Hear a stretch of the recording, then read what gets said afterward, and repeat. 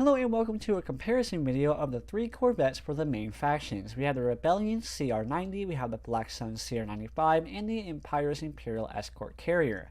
For this comparison video, we'll be comparing about 8 categories to see which one's better, and each category will have a 3-point winner, a 2-point winner, and a 1-point winner, and at the end we will add up all the points and declare a winner based off all of the categories.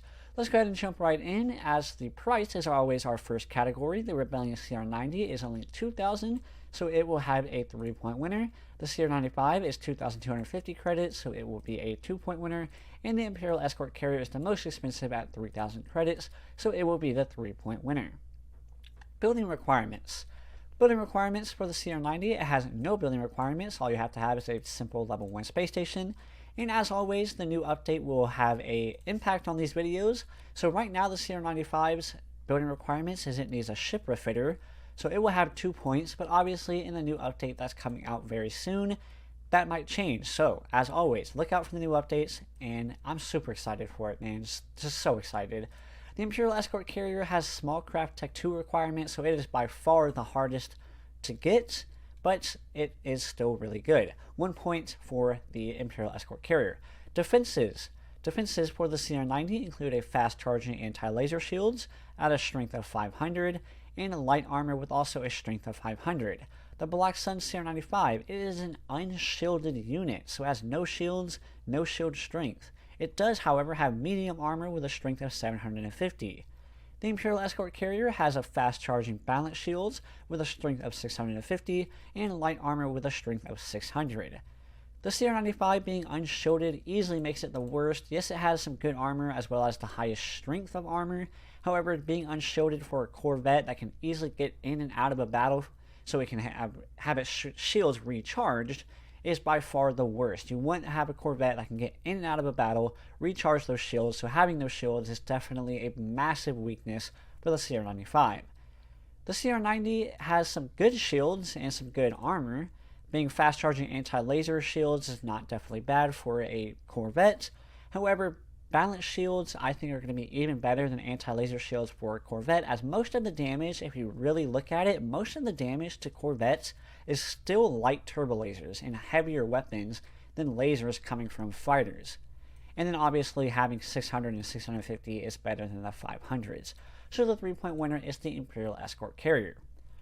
The movement category. Movement is obviously super crucial for Corvettes. The CR90 has a speed of 350 with a high acceleration and a very high turn. The CR95 has a speed of 300 with an average acceleration and a high turn. And then the Imperial Escort Carrier has a speed of 375 with a high acceleration and a high turn. I think that the 25 speed is not quite better than the very high turn. I think the very high turn is slightly better than the extra 25 speed. So I gave the 3 points to the CR90 and the 2 points to the Imperial Escort Carrier. And then obviously the worst speed and the worst maneuverability goes to the CR95 for the 1-point finish. Ranges. Ranges is actually fairly important for Corvettes. Being able to have them sit in the middle of your fleet and not have them worry about being out of range of some of those fighter squadrons or Corvettes is really important. The best ranges goes to the Imperial Escort Carrier, as it has the most sensor range and the most ideal weapon range, so it will get 3 points. And as you can see, the CR90 and the CR95 have the same ranges. However, I gave 1 point to the CR90 and 2 points to the CR95 because the CR95 has more weapons that will have greater range. So the greater ranges is affected by more weapons, so that's why the CR95 has the 2-point finish rather than just tying at 1 point. Weapon systems. Weapon systems for the CR90 include 4 laser cannons and 2 heavy laser cannons.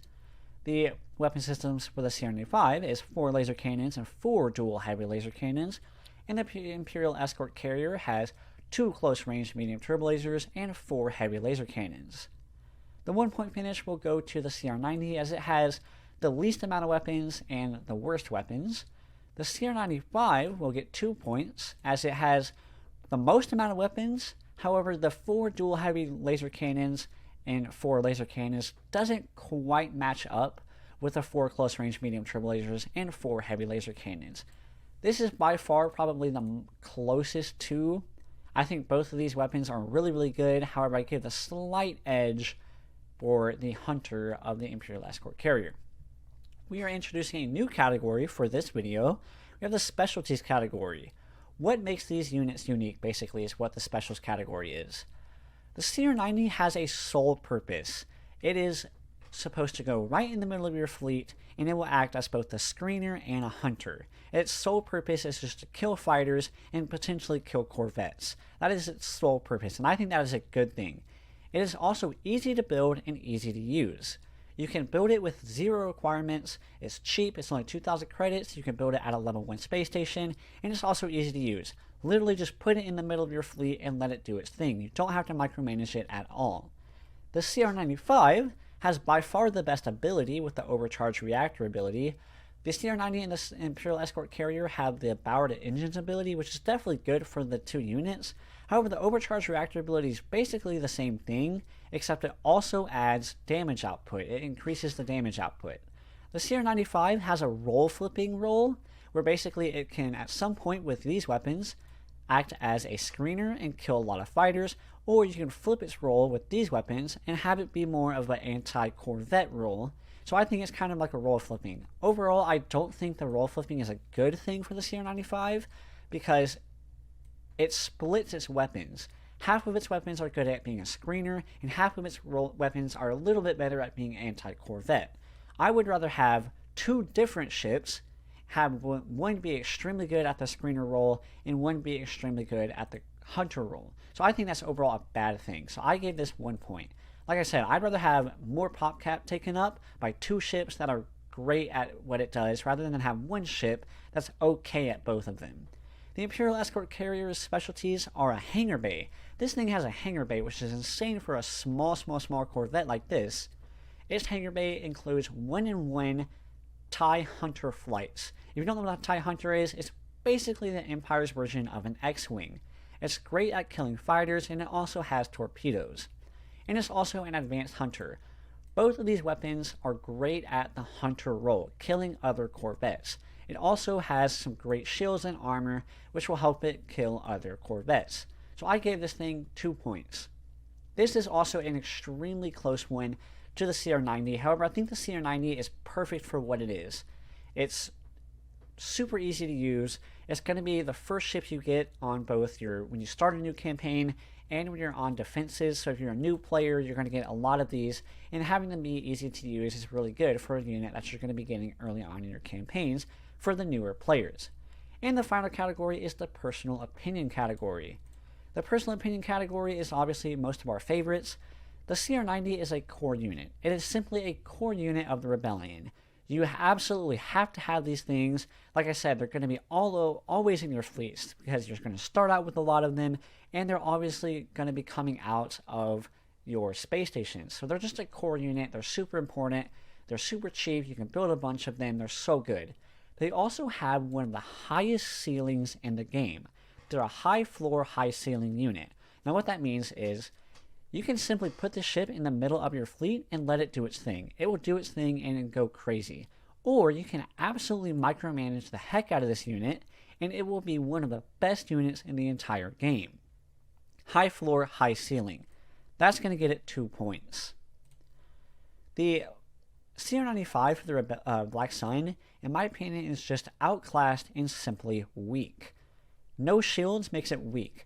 Like I said, you want a Corvette to have shields because you can swiftly get it in and out of a fight.